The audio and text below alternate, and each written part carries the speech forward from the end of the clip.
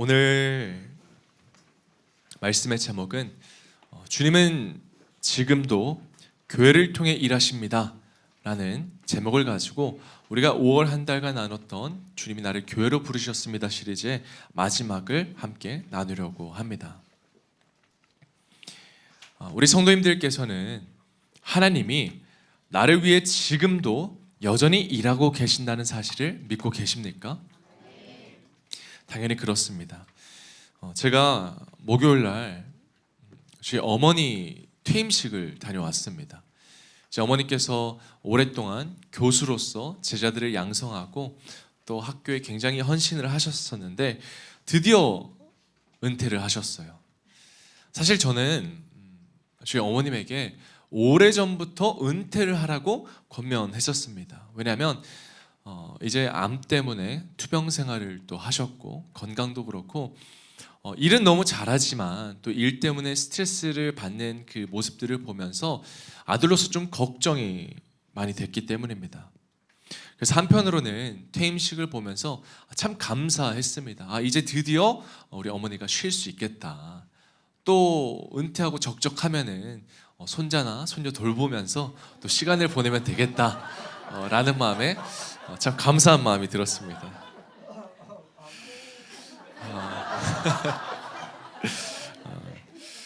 여러분 우리도 언젠가는 또 모두 은퇴하게 되는 날이 올 것 같아요. 직장에서 은퇴하고 사업에서 은퇴를 합니다. 우리 덕금 성도님들 가운데는 이전 직장 생활에서 정년퇴직을 하고 오신 분들도 꽤나 계신 걸로 제가 알고 있습니다. 그런데 은퇴라는 것은요 꼭 직장만의 이야기는 아닙니다. 왜냐하면 우리가 맡은 책임과 역할에도 은퇴가 있기 때문이에요.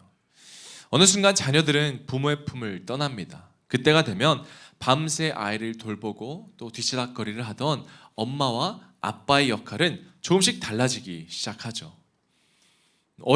자녀들이 어릴 때는 아이들을 업고 다니던 그 시간은 이제 지나가고 이제는 뒤에서 아이들을 응원하며 기도하며 바라보는 시간이 찾아옵니다. 반대로 자녀들의 입장도 마찬가지예요. 어릴 때는 우리가 부모님 품 안에 안겨서 울고 어리광 부리고 투정도 부리고 마음껏 의지하며 살아가지만 그런데 어느샌가 자녀가 성장해서 부모의 손을 잡고 가던 자녀가 이제는 부모의 손을 붙잡아 드리는 어른이 됩니다. 네, 여러분 제가 어머니 퇴임식을 보면서 그런 생각이 들었어요.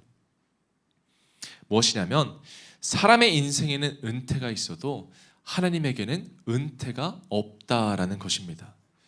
왜냐하면 하나님은 과거나 현재나 미래나 여전히 우리를 위하여 일하고 계시기 때문입니다.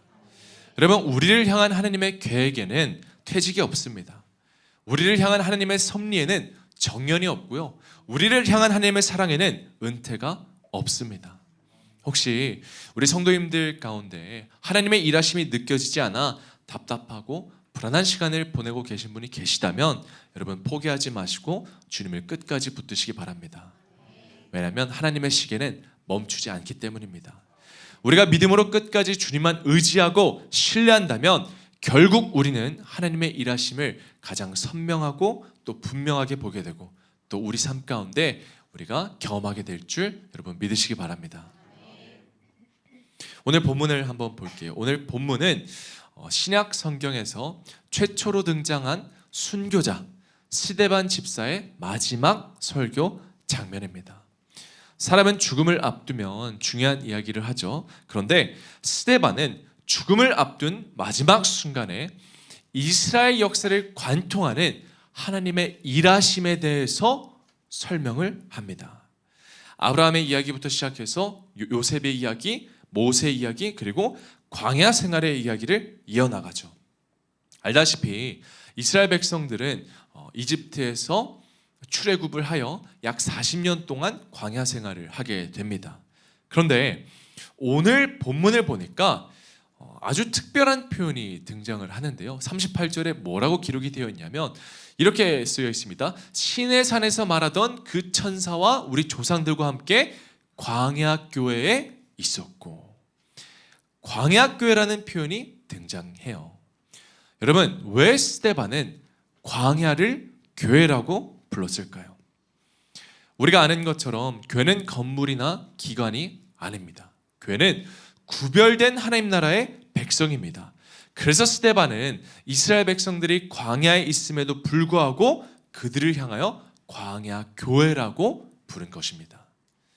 여러분, 제가 5월 한 달 동안 계속해서 여러분들에게 말씀드린 게 있어요. 하나님은 하나님 당신의 꿈과 하나님 당신의 계획을 이루기 위해서 교회를 통해 일하신다라고 말씀을 드렸습니다. 그렇다면 광야교회라는 무엇을 의미할까? 저는 이 표현을 묵상하면서 그걸 깨달았어요. 광야교회라는 말은 광야에도 하나님의 일하심이 있었다라는 것입니다. 우리는 인생의 광야라고 하면요, 자연스럽게 고난을 먼저 떠올르죠. 어려움과 고통, 실패와 절망을 떠올립니다. 그래서 광야는 되도록 피하고 싶은 곳입니다. 그런데 성경을 보면 하나님은 바로 그 광야에서 일하고 계셨다는 것입니다. 하나님은 오히려 광야에서요, 이스라엘 백성들을 구름 기둥과 불 기둥으로 직접 인도하셨고 만나를 공급하셨고 율법을 주시며 말씀하셨습니다. 그러니까 광야는 하나님이 떠나신 장소가 아니에요. 오히려 하나님께서 자기 백성들을 가장 가까이에서 이끄신 장소입니다. 하지만 광야교회는 그러한 하나님의 일하심을 놓쳤기 때문에 결국 실패를 경험합니다. 오늘날도 마찬가지입니다. 하나님은 지금도 살아서 일하고 계십니다. 그런데 우리가 그러한 하나님의 일하심을 경험하지 못하는 이유는 우리가 하나님께서 어떻게 일하시는지를 잘 모르기 때문입니다.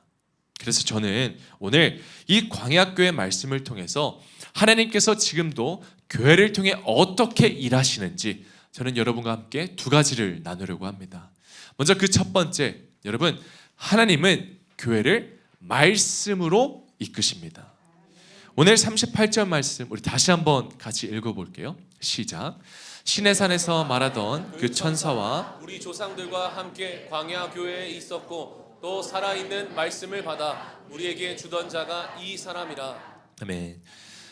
여러분 아마 들으셨을 수도 있는데요. 이 광야를 뜻하는 단어는요, 히브리어로 미드바르라는 단어입니다.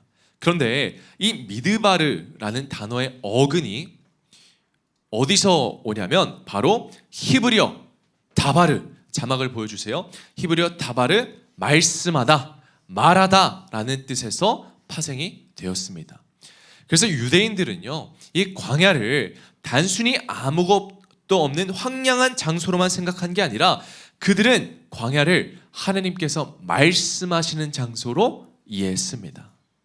근데 여러분, 제가 지금 여러분에게 여러분의 인생의 광야를 한번 떠올려 보십시오 라고 질문을 한다면 여러분들의 머릿속에는 어떤 장면들이 스쳐 지나가겠습니까? 내가 정말 외롭고 힘들었던 순간들, 믿음으로 살아가려고 했지만 내 믿음과 살아내는 실력이 너무 달라서 우리가 괴롭고 자책하던 그런 순간들이 아마 지나칠 것입니다. 우리에게 광야란 고난과 눈물과 실패의 장소이기 때문이죠. 그런데 여러분, 광야는 하나님이 침묵하시거나 하나님이 일하지 않는 곳이 아닙니다. 광야는 하나님이 말씀하시는 곳입니다. 만약 여러분이 지금 광야를 지나고 계시다면 여러분, 그건 하나님이 여러분을 버리신 게 아니에요. 하나님이 여러분을 내버려 두시는 것도 아닙니다. 오히려 그 반대죠.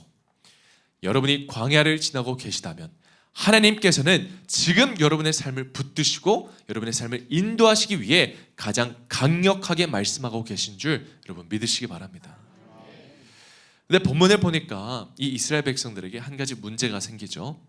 광야는 하나님이 말씀하시는 곳이지만 이 이스라엘 백성들이 그 광야에서 어떻게 반응을 하는지 39절에 이렇게 나와요. 하나님께서 살아있는 말씀을 모세에게 주었는데 39절을 보니까 우리 조상들이 모세에게 복종하지 아니하고자 하여 거절하며. 광야에 말씀이 없었던 게 아닙니다. 이스라엘 백성들이 되려 그 말씀에 복종하지 않고 거절을 했습니다. 바꿔 말하면 광야에서 하나님이 일하시지 않았던 게 아니에요. 하나님은 여전히 동일하게 일하셨지만 이스라엘 백성들이 하나님의 일하심을 거절했다는 것입니다. 그런데 여기서 그들이 말씀을 거절하고 하나님의 일하심을 놓친 이유에 대해서 분명하게 기록하고 있습니다. 39절 뒤를 보니까 이런 말이 기록이 되어 있어요. 우리 조상들이 모세에게 복종하지 아니하고자 하여 거절하며 그 마음이 도리어 애굽으로 향하여. 여러분, 이스라엘 백성은요 출애굽을 했습니다. 애굽을 탈출해서 홍해를 건넜어요. 그런데 이러한 과정을 고린도전서 10장을 보니까 뭐라고 기록이 되어 있냐면 이렇게 쓰여 있어요. 10장 1절과 2절 보니까 형제들아 나는 너희가 알지 못하기를 원하지 아니하노니 우리 조상들이 다 구름 아래에 있고 바닷 가운데로 지나며 홍해를 지났던 모습입니다. 2절에 모세에게 속하여 다 구름과 바다에서 침례를 받고 그들은 홍해를 건너며 침례를 받았다고 말을 해요. 여러분, 침례를 받았다는 것은 옛사람은 죽고 새 사람이 되었다는 것을 의미하죠. 로마서 6장을 보면 우리가 그의 죽으심과 합하여 침례를 받아 새 생명 가운데 행하게 되었다라고 기록하고 있습니다. 이스라엘 백성들은 분명히 출애굽을 했습니다. 노예 신분에서 하나님 나라의 구별된 백성으로 신분이 변화했습니다. 이제 다시는 애굽에 돌아갈 필요도 없고 돌아갈 수도 없습니다. 그런데 그들이 지리적으로나 육체적으로나 출애굽은 했지만 끝내 출애굽하지 못한 것이 있었어요.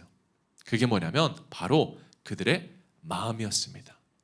그들의 사고방식과 그들의 가치관과 그들의 신앙 습관이 여전히 애굽에 있었던 거죠. 이스라엘 백성들은 육체적으로는 애굽에서 나왔을지 몰라도 애굽은 여전히 그들 안에 남아 있었던 것입니다. 여러분, 저는 여기서 한 가지를 깨달았어요. 애굽에서 나오는 것보다 더 어려운 게 있습니다. 바로 애굽을 내 안에서 내보내는 것이 더 어렵습니다. 오늘 우리들의 신앙생활을 한번 보세요. 여러분, 세상을 떠나서 교회에 오는 거요? 어렵지 않아요. 그런데 세상의 방식과 가치관이 내 안에서 떠나는 것은 너무나도 어렵습니다. 예배를 드리는 거요? 여러분, 어렵지 않아요. 그런데 내 욕심과 내 생각을 내려놓는 것은 어렵습니다. 주님을 믿는다고 고백하는 거요? 여러분, 그것도 어렵지 않아요. 그런데 내 삶의 주인 자리를 주님께 진정으로 내어드리는 것은 너무나도 어렵습니다. 우리의 몸만 교회에 나와 있다고 괜찮은 게 아니에요. 여러분, 중요한 건 우리의 마음입니다. 몸은 교회에 있는데 마음은 여전히 세상에 있을 수 있죠. 몸은 예배를 드리고 있는데 마음은 여전히 내 욕심과 내 상처와 내 자존심과 내 생각에 붙들려 있을 수 있습니다. 그리고 그 마음이 어디를 향하고 있는지는 결국 하나님의 말씀 앞에서 드러나는 거예요. 왜냐하면 신앙이란 단순히 말씀을 듣는 것이 아니라 그 들은 말씀에 우리가 마음으로 반응하는 것이기 때문입니다.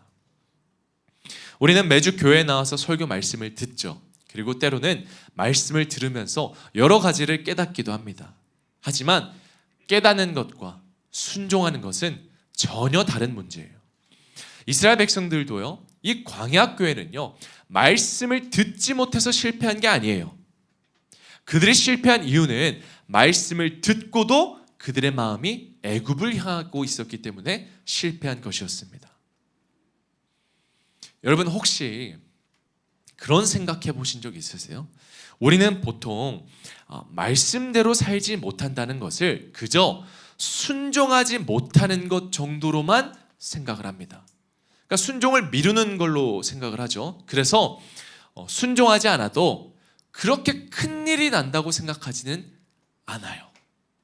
왜냐하면 여러분, 우리가 솔직하게 말하면 오늘 우리가 주님의 말씀에 순종하지 않아도요, 내일 해는 뜹니다. 밥도 먹고 직장도 가고 학교도 가고 일상은 계속돼요. 그러다 보니까 뭐 별일 없는 것처럼 느껴지죠. 그런데 여러분, 만약 우리가 순종을 미루는 일을 하나님께서 다르고 보고 계시다면 어떨까요? 우리는 그저 순종에 대한 결단을 미루고 있지만 어쩌면 그 행동이 하나님께서 내 삶 가운데 일하시고자 하는 것도 미루는 것이 될 수도 있다는 거죠. 하나님이 일하시는 방식을 볼게요. 하나님은 광야교회를 무엇으로 인도하셨죠? 말씀으로 인도하셨습니다.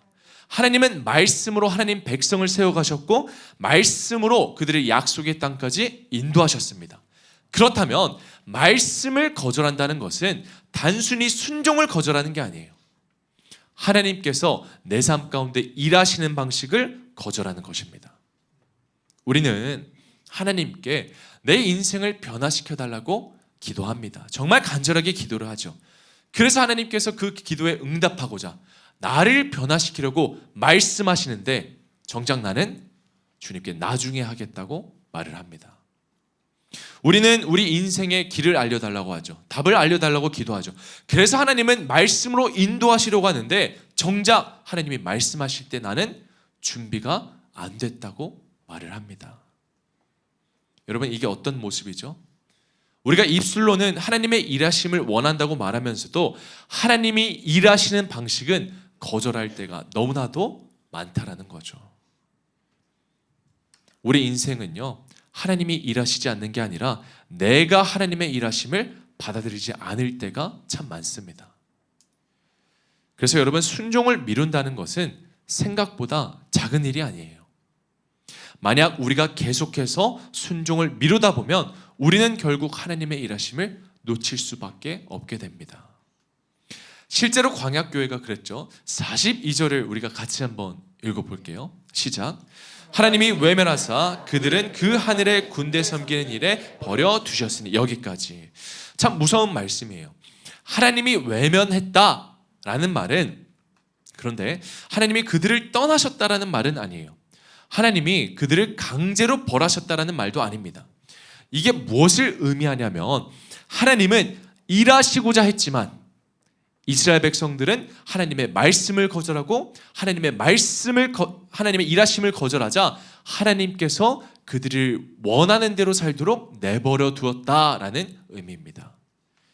여러분, 하나님의 진노하심은요, 꼭 마른 하늘에 날벼락 치듯이 오는 게 아니에요. 때로는 하나님께서 그래, 네가 원하는 대로 한번 해봐 라고 내버려 두는 게 인간에게 있어서 가장 무서운 심판일 수도 있습니다. 우리가 죄를 향하여 가는데 아무 일도 일어나지 않고 내 마음대로 사는데도 계속 잘 되는 것처럼 보일 수 있지만 여러분, 그게 결코 은혜가 아니라 하나님의 심판이 될 수도 있다는 거죠. 사랑하는 우리 덕금 가족 여러분, 우리가 하나님의 말씀에 순종하지 않는다는 건 단순히 결단을 미루는 것이 아닙니다. 하나님께서 내 삶 가운데 일하시는 것을 뒤로 미루는 것입니다. 하나님은 말씀으로 일하시기 때문이죠. 말씀으로 우리를 변화시키고 말씀으로 우리를 인도하시고 말씀으로 우리를 살리시고 고치십니다. 그러니 여러분이 살아가면서 답답하면 답답할수록 오히려 말씀 앞으로 가시기 바랍니다. 여러분의 마음이 불안할수록 말씀을 붙드시기 바랍니다. 여러분이 마주한 광야 때문에 말씀을 놓지 말고 오히려 광야에 계시다면 오히려 광야이기 때문에 하나님의 말씀을 붙드시기 바랍니다. 그때 하나님께서 여러분의 삶 가운데 더욱더 강력하게 일하실 것입니다. 저는 오늘 저와 여러분이 하나님의 크신 말씀에 우리의 작은 순종을 쌓아가면 우리가 광야 속에서도 살아계신 하나님을 경험하게 될 줄 믿습니다. 우리가 한 걸음 더 나아가서 하나님은 이렇게 일하십니다. 그 두 번째, 하나님은 교회를 예배로 붙드십니다. 말씀을 놓치면 우리가 드리는 이 영적 예배에 반드시 문제가 생기기 시작합니다. 40절과 41절 우리 한 목소리로 읽어볼게요. 시작. 아론더러 이르되 우리를 인도할 신들을 우리를 위하여 만들라. 애굽 땅에서 우리를 인도하던 이 모세는 어떻게 되었는지 알지 못하노라 하고 그때 그들이 송아지를 만들어 그 우상 앞에 제사하며 자기 손으로 만든 것을 기뻐하더니. 아멘. 이스라엘 백성들의 우상 숭배 모습은 우리에게 한 가지 사실을 알려줍니다. 사람은 반드시 무엇인가를 예배한다라는 거죠. 예배란 자기가 무엇을 가장 가치 있게 여기고 있는지를 보여주는 행위예요. 믿는 사람들은 하나님을 예배합니다. 반면 세상은 돈을 예배합니다. 성공을 예배하고 자신의 자존심과 자신의 인맥과 자신의 배경과 자신의 능력을 예배합니다. 심지어 자기 자신을 예배하기도 합니다. 결국 우리가 살아가면서 무엇을 예배하느냐가 중요한 거죠. 그렇다면 이스라엘 백성들은 왜 금송아지를 만들어서 금송아지를 예배를 했을까요? 여기에는 이 금송아지가 상징하고 있는 것과 다른 여러 가지 이유들도 있을 거예요. 그런데 저는 그 가장 큰 이유가 이스라엘 백성들에게는 눈에 보이는 무언가가 필요했기 때문이라고 생각을 합니다. 사람은 불안해지면 눈에 보이는 무언가를 붙들고 살아갑니다. 믿음이 없는 것은 아니지만 불안이 믿음을 이기기 시작하는 거죠. 이스라엘 백성들도 아무것도 없는 광야에서 늘 불안했을 거고 늘 두려웠을 것입니다. 그래서 어느 순간 눈앞에 보이지 않는 하나님보다 눈앞에 보이는 이 금송아지가 더 현실적으로 느껴지기 시작했을 거예요. 그런데 여러분 그거 아십니까? 이게 바로 사탄이 하는 일이에요. 사탄은 우리에게 죄를 짓게 하기 전에 우리의 시선을 빼앗습니다. 요한일서 2장 16절을 보니까 이런 말이 있죠. 이는 세상에 있는 모든 것이 육신의 정욕과 안목의 정욕과 이생의 자랑이니. 사탄은 바로 이 안목의 정욕을 사용하는 거예요.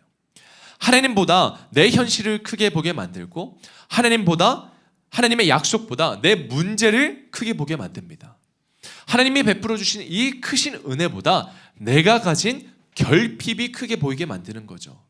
그렇게 점점 하나님이 안 보이게 됩니다. 여러분 우리도 살아가다 보면 이 광야에 있는 것처럼 느껴지는 시간이 참 많습니다.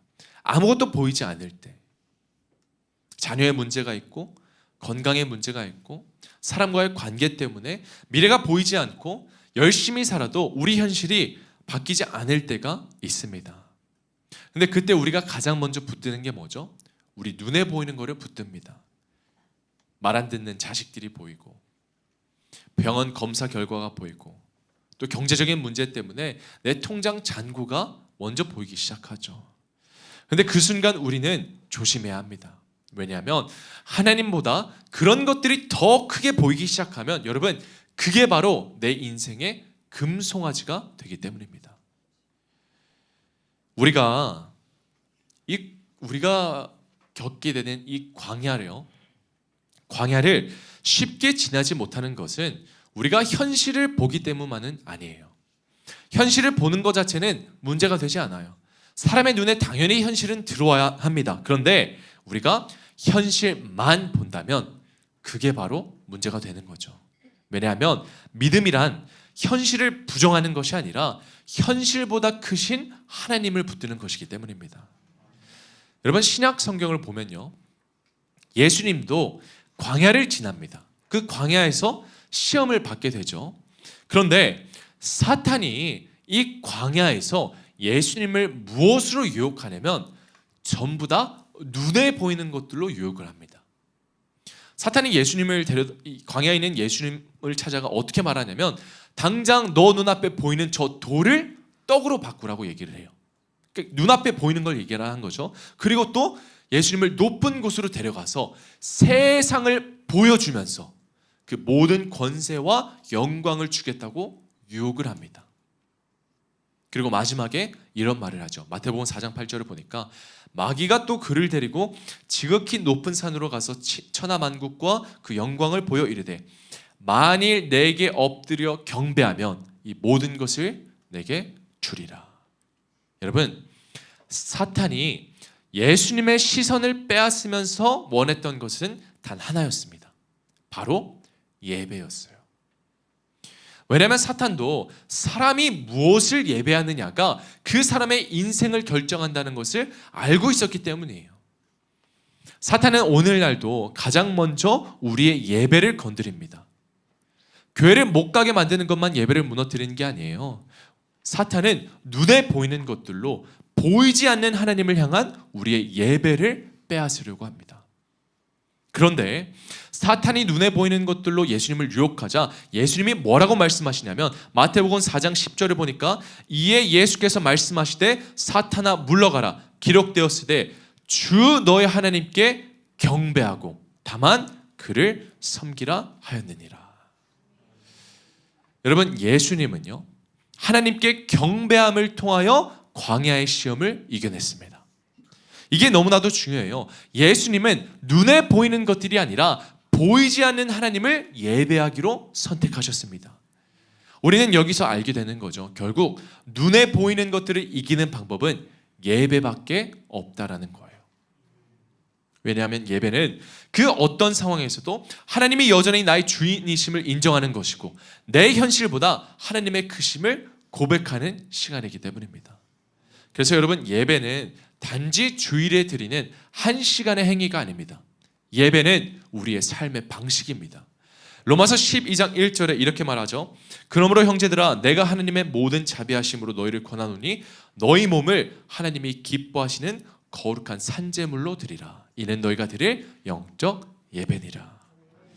하나님께서는 우리의 삶이 예배가 되기를 원하십니다. 주일에만 와서 교회에만 와서 하나님을 높이는 것이 아니라 광야 같은 현실 속에서도 하나님을 높이시기를 원하십니다. 문제가 있어도 하나님을 신뢰하고 두려움이 있어도 하나님을 의지하고 아무것도 보이지 않아도 보이지 않는 하나님을 붙들고 살아가기를 원하세요. 여러분, 물론 우리가 이러한 삶의 예배를 드린다고 해서 우리의 모든 문제가 단번에 사라지는 건 아닙니다. 여러분이 광야를 한 번에 뛰어넘는 것도 아니에요. 그러나 우리가 그 어떤 상황에서도 예배를 드리면 문제보다 크신 하나님이 보이기 시작합니다. 예배를 드리면 내 현실보다 크신 하나님이 보이기 시작합니다. 우리 삶 가운데 우리가 예배를 드리고 예배를 포기하지 않으면 내가 붙들고 있던 것들이 아니라 나를 붙들고 계시는 크신 하나님이 보이기 시작합니다. 그래서 하나님은 예배를 통해 교회를 붙드십니다. 사랑하는 덕금 가족 여러분, 혹시 지금 광야 같은 시간을 지나고 계시고 아무것도 보이지 않는다면, 여러분 그렇다면 더욱 예배의 자리에 나오시기 바랍니다. 이 말은 단순히 교회에 잘 나오라는 순간이 아니에요. 여러분이 살아가는 모든 순간 하나님의 주인 되심을 인정하라는 말입니다.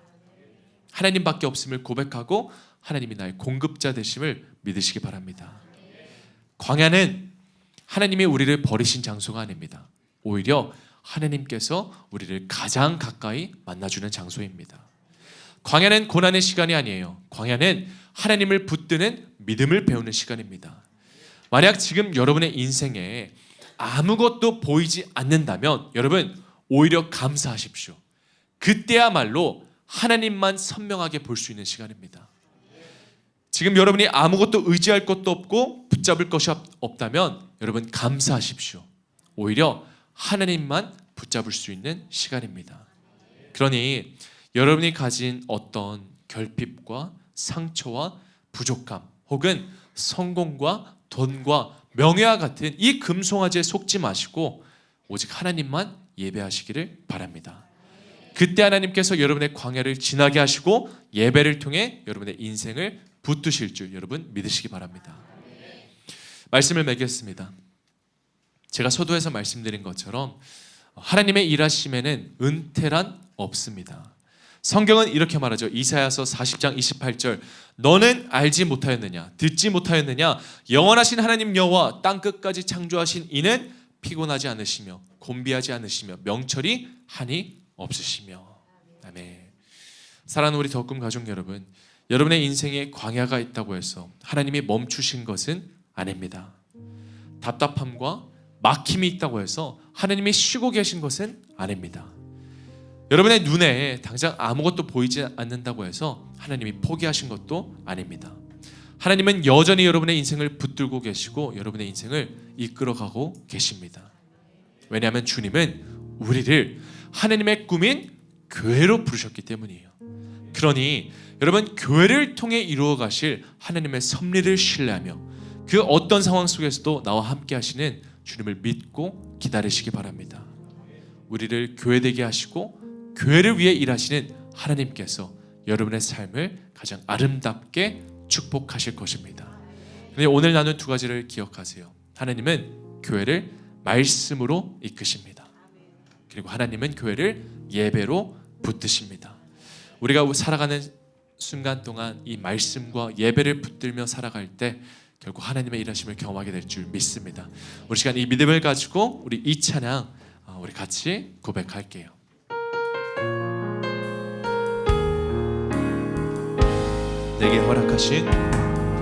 내게 허락하신 시련을 통해 나의 믿음 더욱 강하게 자라나고 험한 산과 골짜기 지나는 동안 주께 더 가까이 나를 이끄시네.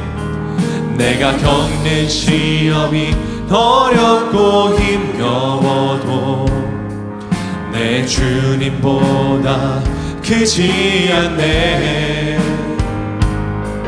내 앞에 바다가 갈라지지 않으면 주가 나로 바다 위 걷게 하리. 나는 믿네. 주의 능력으로 내 삶 새롭게 되리. 나는 믿네. 주의 능력으로 담대히 나가리라. 주와 함께 싸워 승리하리라. 날마다 믿음으로 나아가라. 우리 한 번 더 고백합니다. 내게 허락하신 시련을 통해 나의 믿음 더욱 강하게 자라나고 험한 산과 골짜기 지나는 동안 주께 더 가까이 나를 이끄시네. 내가 겪는 시험이 어렵고 힘겨워도 내 주님보다 크지 않네. 내 앞에 바다가 갈라지지 않으면 주가 나로 바다 위 걷게 하리. 나는 믿네. 주의 능력으로 내 삶 새롭게 되리. 나는 믿네. 주의 능력으로 담대히 나가리라. 주와 함께 싸워 승리하리라. 날마다 우리 한 번 더 고백합니다. 나는 믿네. 주님의 능력을. 나는 믿네. 주의 능력으로 내 삶 새롭게 되리. 나는 믿네. 우리가 그 어떤 광야를 지날지라도 주의 능력을 우리가 담대히 나가기를 원합니다. 나가리라. 주와 함께 싸워 승리하리라. 날마다 믿음으로 나 살아가리. 사랑의 하나님 아버지, 오늘 이 시간 우리가 주님께 믿음으로 나아갈 때 결국 주님께서 나를 교회되게 하여 주실 줄 믿습니다. 하나님의 꿈을 이루시고 하나님의 계획을 이루시고 하나님의 섭리를 이루어 가실 내 인생을 교회되게 하시고 또 그러기 위하여 내 인생 가운데 가장 강력하게 일하여 주실 줄 믿습니다. 능력의 하나님이 내 능력이 되게 하여 주시옵고 살아가는 그 모든 순간 눈에 보이는 것들이 아니라 보이지 않는 하나님을 붙들어 전능하신 하나님이 나의 아버지 되심을 고백하는 우리가 되게 하여 주시옵소서. 주님은 우리를 교회로 부르셨습니다. 그러니 이제 우리가 세상 속에 나가 빛과 소금이 되어 하나님의 영광을 드러내는 그런 교회로 살아갈 수 있도록 우리와 끝까지 함께하여 주시옵소서. 감사드리며 모든 말씀 예수님의 이름으로 기도드립니다. 아멘.